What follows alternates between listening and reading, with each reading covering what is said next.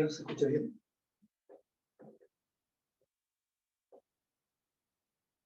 Sí. Gracias. Bueno, en esta oportunidad la charla se titula Pensar correctamente.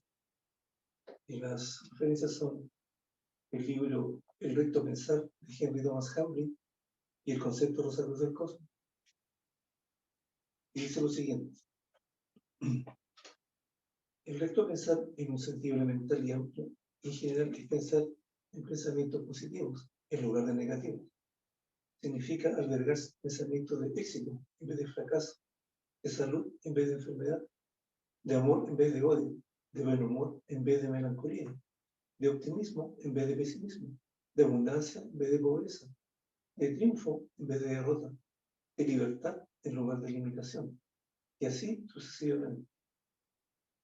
Quien tal haga cambiará internamente, al cambiar internamente sus acciones, también se modificarán, lo cual a su vez transformará su vida y sus circunstancias. Por consiguiente, en cuanto al recto pensar sustituye al erróneo el carácter o personalidad que también cambia, en sentido favorable, lo cual influye a que mejoren la vida y las circunstancias.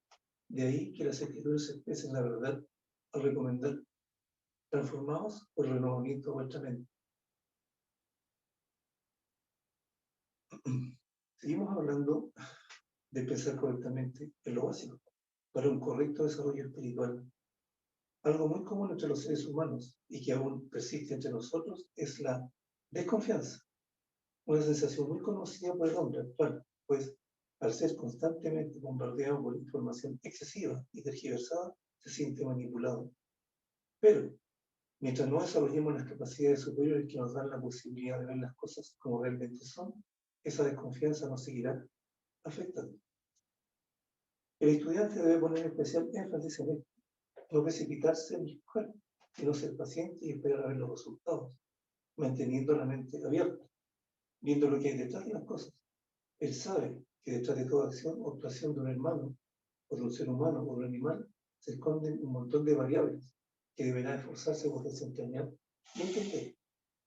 Sabe que los demás siempre hacen las cosas de la mejor forma que saben y que pueden, y que detrás de lo que no se nos puede parecer una mala acción, hay un hermano que se está esforzando por hacer las cosas lo mejor posible, para crecer y evolucionar al igual que lo hace uno mismo. El estudiante debe hacer todo lo posible para no juzgar a los demás, de que su juicio puede ser equivocado. Esto está ejemplificado en la Biblia en el momento en que el pueblo da la espalda a Jesús y en la tradición budista, en varios momentos de la vida en los que sus propios amigos le critican, cuestionan y lo abandonan. El estudiante tratará siempre de ver la verdad, de mirar más allá de los propios filtros y prejuicios, para discernir si son ajenos, son culturales o educativos, o si son propios, y luego hará lo posible por superarlos, con la finalidad de ver el bien más allá de donde mira. El estudiante es paciente, debe estar atento y trata de discernir si lo que dice su hermano es cierto y es bueno, y debe saber ver qué impulsa a ese hermano o a esa persona a hacer lo que hace. El Maestro Jesús nos dio una gran pista para esto. Por sus hechos los conoceréis. ¿Cómo actúa ese hermano? ¿Cuáles son sus hechos? ¿Qué cambios produce en nosotros o en quienes nos rodean? Pero no busquemos al hombre o a la mujer perfectos. Eso no corresponde a nosotros. Corresponde solo a los maestros, no al ser humano, en el grado evolutivo en que se encuentra.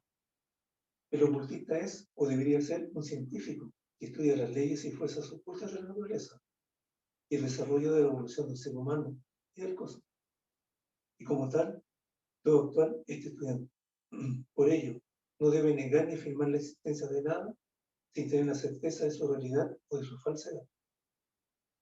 Muchas veces acuden a nosotros personas que pretenden ser clarividentes y que en realidad están viviendo en un mundo creado por ellos mismos y que no solo es real, sino que los aleja cada día más de la realidad.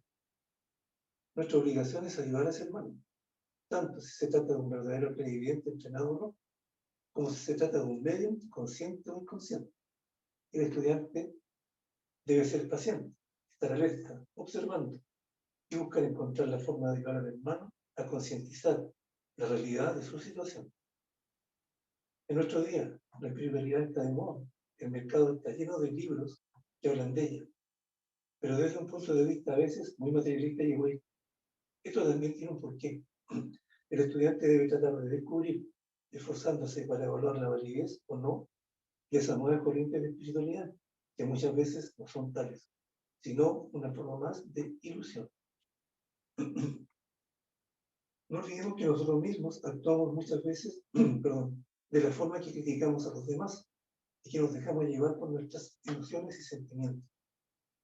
Jesús nos dijo que no juzgásemos si no queríamos ser juzgados.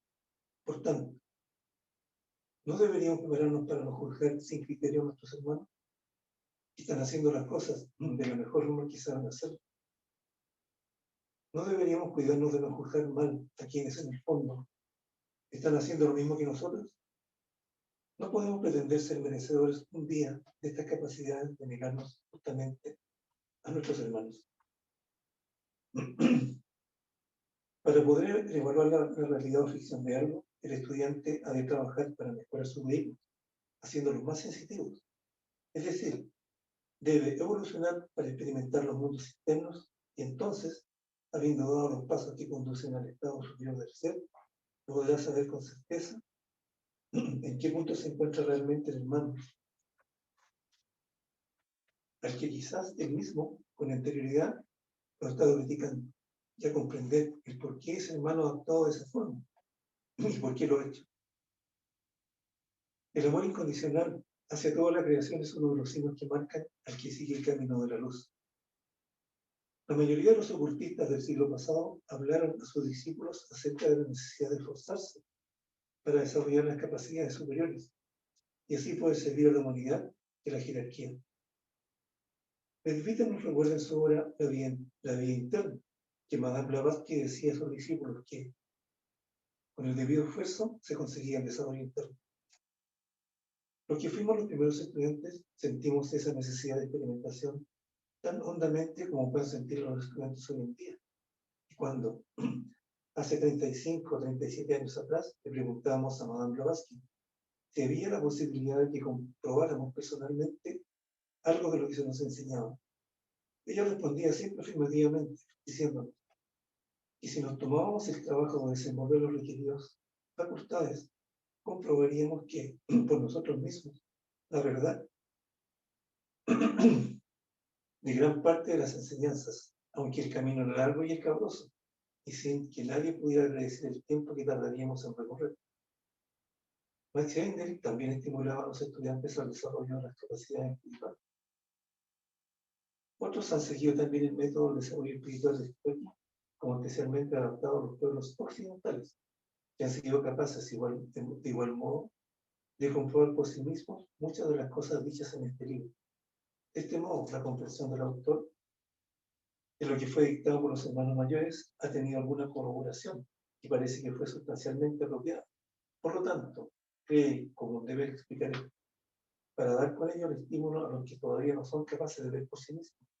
Esto está en Max Heindel, en el concepto de los adultos cósmicos. Por supuesto, ese desarrollo no debe pretenderse con la intención de aventajar a nuestros hermanos, ni por interés personal, sino con el único exclusivo fin de convertirnos en sus más humildes servidores. Antes de que el místico pueda hacer de ti un Dios, debes haber adquirido la facultad de destruir tu voluntad, el yo inferior, o el yo material y el yo espiritual.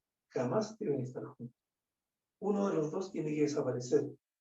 No hay lugar para ir todos. Antes de que la mente de tu alma pueda comprender el capullo de la personalidad debe ser aplastado. Y el sensualismo ha de ser aniquilado, sin resurrección posible. No puedes recorrer el sendero antes de haberte convertido en tú mismo en ese sendero. Solo existe una vereda que conduzca al sendero, y solo al término de ella puede oírse en el libro La Voz del Silencio. La escala por la cual asciende el candidato está formada por 3 años de sufrimiento y de dolor, y estos únicamente pueden ser acallados por la voz de la virtud. Ay de ti, estudiante o discípulo, si queda solo un vicio que no hayas dejado atrás, porque entonces esa escala cederá bajo tus plantas te precipitará. Y como su base descansa en el profundo cenario de tus pecados y defectos, antes de que puedas aventurarte a cruzar ese ancho abismo de materia, tienes que lavar tus pies en las aguas de la renunciación. Te precavido, no sea que pongas un pie todavía manchado en el peldaño inferior de la escala. Hay de aquel que se atreva a ensuciar con sus pies fangosos un solo escalón. El cielo inmundo y pegajoso se secará. Será tenaz, pegará sus pies a aquel sitio, y como el pájaro atrapado en la liga del astuto cazador, quedará imposibilitado para un nuevo progreso. Tus vicios adquirirán forma y levantarán hasta el fondo. Tus pecados levantarán la voz, semejante a la risa, el aullido de un lobo, después de la puerta del sol.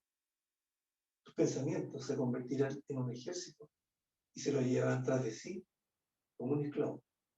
Como dije antes, esto está en el libro La voz del silencio.